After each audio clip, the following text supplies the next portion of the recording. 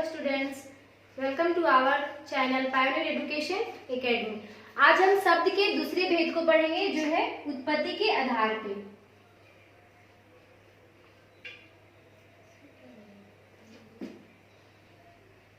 उत्पत्ति के आधार पर इसके भी 4 उपभेद हैं। कौन कौन से? पहला तत्सम शब्द,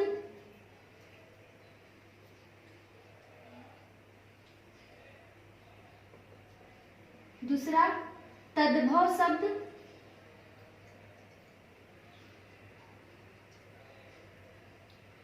तीसरा देशज,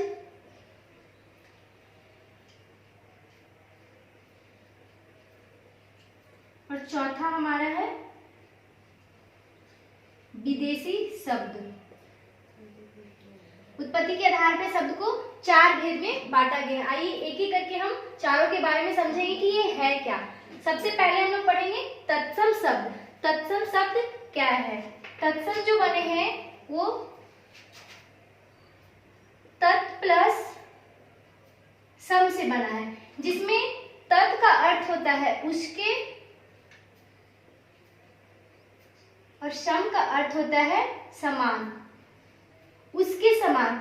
उसके से अर्थ होता है संस्कृत, जो संस्कृत के समान प्रयोग किए जाते हैं। इसकी परिभाषा हम इस तरह से भी बोल सकते हैं कि वे शब्द जो संस्कृत से हिंदी में आए हैं और ज्यों के त्यों रखे जाते हैं। क्योंकि हम सब जानते हैं कि जो हिंदी हमारा है वो हिंदी भाषा जो है संस्कृत से बने हैं, इसलिए जो तत्सम में जो भी शब्द आएंगे वो संस्कृत के शब्द ज्यों के त्यों रखे जाते हैं।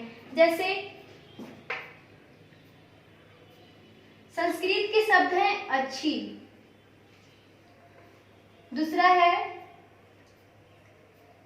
नेत्र। ये दोनों का अर्थ एक ही होता है। ये हमारे हो गए तत्सम शब्द। अब हम दूसरा पढ़ेंगे तद्भव शब्द। तद्भव शब्द क्या है? तद्भव जो बने हैं वो तद प्लस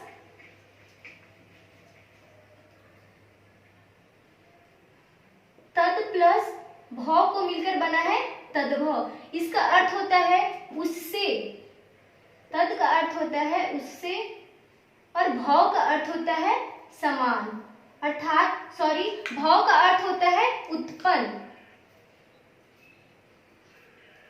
तो जो शब्द संस्कृत से उत्पन्न हुए हैं परंतु हिंदी में आने के बाद उनका जो रूप है वो बदल जाता है। तत्सम का विकृत रूप को हम तद्भव कहते हैं। आइए देखते हैं इसका उदाहरण।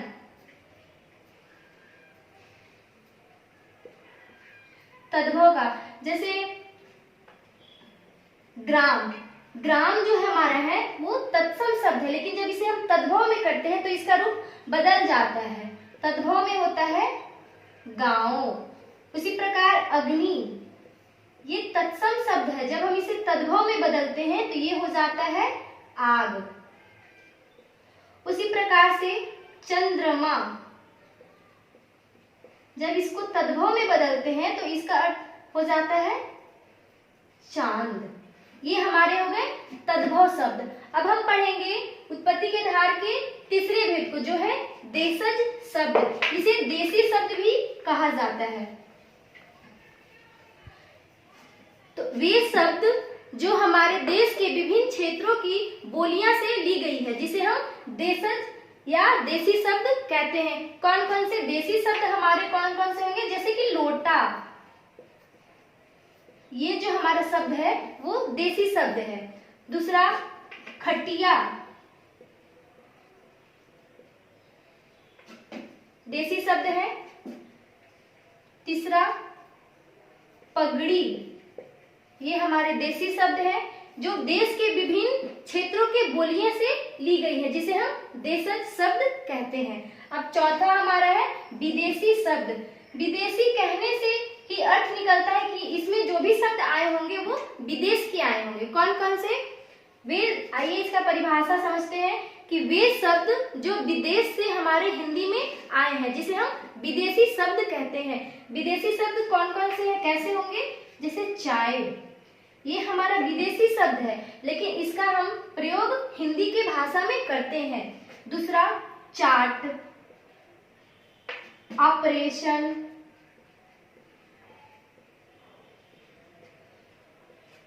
किताब,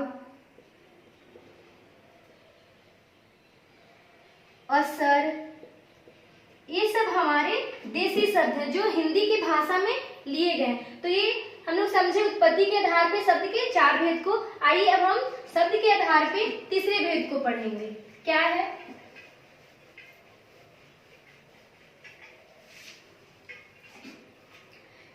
तीसरा हमारा है रचना के आधार पे।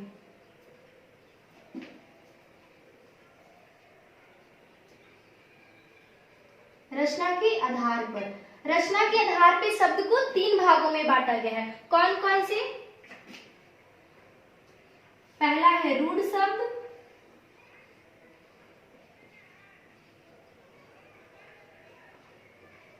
दूसरा है यौगिक शब्द,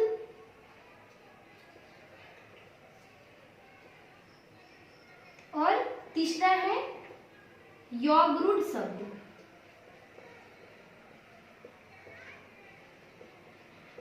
आइए सबसे पहले हम लोग समझते हैं कि रूढ़ शब्द है क्या। रूढ़ का अर्थ ही होता है छोटा।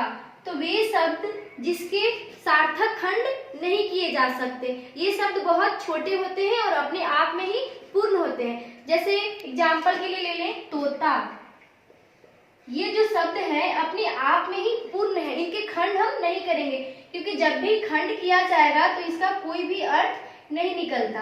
जैसे तो इसका भी कुछ अर्थ नहीं होता, ता का भी कुछ भी अर्थ नहीं होता है। उसी प्रकार से ले ले माता, तो ये जो शब्द है ये अपने आप में पूर्ण होते हैं। इसका अर्थ क्या होता है? माता हम किसे कहते हैं? अर्थात जो हमें जन्म देती है, पालन पोषण करती है, उसे हम माता कहते हैं। अगर ये शब्द में से वर्ण को हम अलग अलग कर दें तो इसका कोई भी अर्थ नहीं रह जाएगा। जैसे देखिए माँ प्लस ता, तो ये जो ये वर्ण है, ये दोनों का कोई भी अर्थ नहीं निकलता है, ये अर्थात ये अपने आप में पूर्ण होते हैं। ये हमारे हो गए रूढ़ शब्द। आइए अब हम पढ़ेंगे यौगिक शब्द क्या है। तो वे शब्द जिसके 2 या 2 से अधिक सार्थक खंड किए जा सकते हैं और वो दोनों शब्द के कुछ न कुछ अर्थ निकलते हैं, जिसे हम यौगिक शब्द कहते हैं।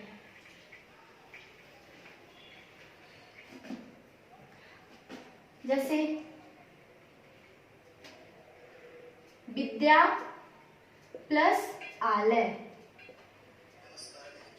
अर्थात विद्या, आलय का अर्थ होता है घर, विद्या का अर्थ होता है ज्ञान। विद्या के घर को हम लोग क्या बोलते हैं? विद्यालय बोलते हैं।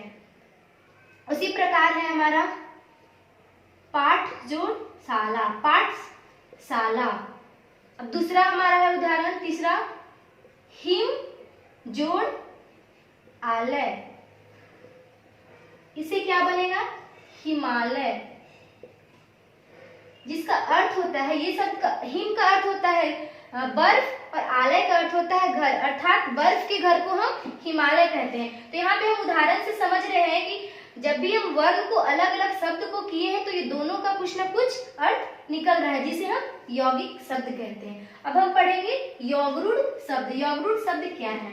तो वे शब्द जिसके सार्थक खंड किए जा सकते हैं, परंतु जब उन शब्द को आपस में जोड़ देते हैं तो अपना पहला अर्थ को छोड़कर एक नया अर्थ हमारे सामने आता है, जिसे हम यौगरूढ़ शब्द कहते हैं। आइए एग्जाम्पल से समझते हैं। जैसे कि लंबोदर, लंबोदर जब हम इसका सार्थक खंड करेंगे तो क्या बनेगा? लम जोड़ उदर। लम का अर्थ होता है लंबा, उदर का अर्थ होता है पेट। जिसका लंबा पेट हो अर्थात गणेश। इसका देखिए ये दोनों का तो अर्थ निकल ही रहा है, लेकिन जब हम इसको यहाँ पे जोड़ देते हैं, शब्द को जोड़ देते हैं, तो ये एक अपना तीसरा अर्थ निकाल देता है। जैसे लम का अर्थ लंबा, उदर का अर्थ पेट, अर्थात गणेश को हम लंबोदर बोलते हैं। दूसरा देखते हैं चौपाया। जब हम इस शब्द का सार्थक खंड करेंगे तो क्या बनेगा? चौ जोड़ पाया, अर्थात चौ का अर्थ होता है 4, पाया का अर्थ होता है पैर। जिसके 4 पैर हो अर्थात पशु, पशु को हम क्या बोलते हैं? चौपाया। तो ये हमारा हुआ रचना के आधार पर शब्द के 3 भेद, कौन कौन? रूढ़ शब्द, यौगिक शब्द और यौगरूढ़ शब्द। अब हम शब्द के चौथे भेद को पढ़ेंगे।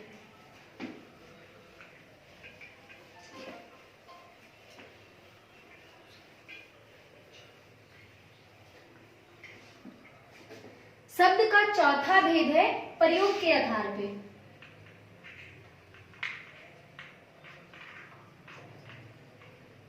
प्रयोग के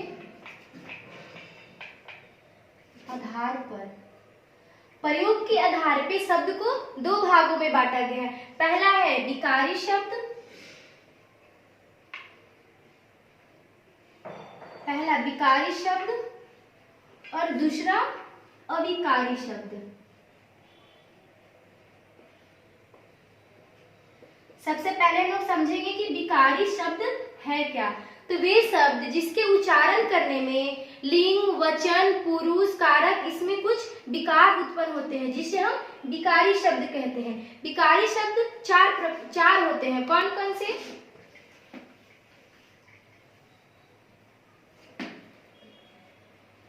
संज्ञा,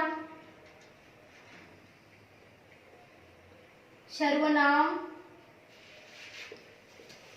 क्रिया और विशेषण, ये हमारे हैं विकारी शब्द। जब हम इसका उच्चारण करेंगे तो इसमें कुछ विकार उत्पन्न होगा। जैसे संज्ञा में क्या आ जाएंगे? बच्चा, बच्चा से क्या बनेगा? बच्चे बनेंगे, बच्चों बनेगा। जैसे लड़का, लड़के, लड़कों, तो इसमें इसके शब्द में उच्चारण करने में कुछ विकार उत्पन्न हो रहे हैं। अब हम पढ़ेंगे जैसे सर्वनाम। सर्वनाम में कौन कौन से आ जाएंगे? वे, उसे, उसने। तो जब भी हम सर्वनाम का उच्चारण करेंगे तो इसमें कुछ न कुछ विकार उत्पन्न होगा। जैसे क्रिया, क्रिया का अर्थ क्या होता है? काम करना। जैसे पढ़ना, पढ़ रहा है, पढ़ रहे हो, पढ़ते हो, तो इसके उच्चारण में कुछ विकार उत्पन्न हो रहा है। अब हम विशेषण, विशेषण में कौन कौन से शब्द आएंगे? काले, पीले, नीले, काला, तो इसमें कुछ न कुछ विकार उत्पन्न हो रहा है। आइए अब हम पढ़ेंगे अविकारी शब्द।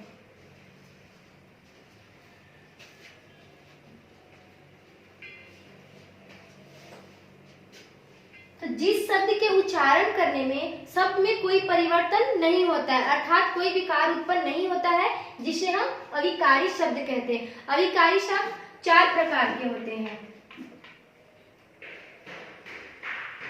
पहला क्रिया विशेषण,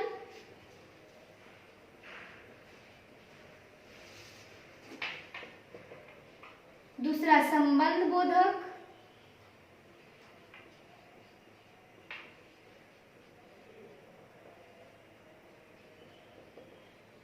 तीसरा समुच्चय बोधक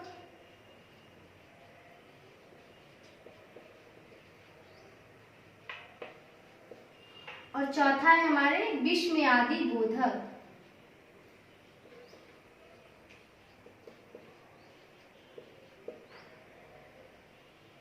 तो इस अविकारी शब्द में जो भी शब्द आएगा इसके उच्चारण में कोई विकार उत्पन्न नहीं होता है। जैसे क्रिया विशेषण में क्या होगा? धीरे धीरे,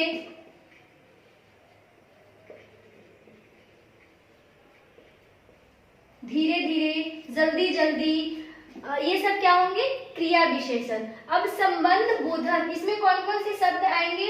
में, पर, को। तो जब भी इसका हम उच्चारण करेंगे तो इसमें कोई विकार उत्पन्न नहीं होगा। अब तीसरा है समुच्चय बोधक। समुच्चय बोधक में क्या क्या आएंगे? और, तथा, किंतु, परंतु, ये सब समुच्चय बोधक शब्द हैं। अब तीसरा विस्मयादि बोधक में शाबाश, आह, अहा, ये सब है विस्मयादि बोधक। जब भी हम इसका उच्चारण करेंगे तो इसमें कोई विकार उत्पन्न नहीं होगा। तो ये हमारा भाषा के चारों भेद यहाँ पे खत्म होते हैं। अब हम पढ़ेंगे अगली क्लास में नए चैप्टर के साथ। So thank you.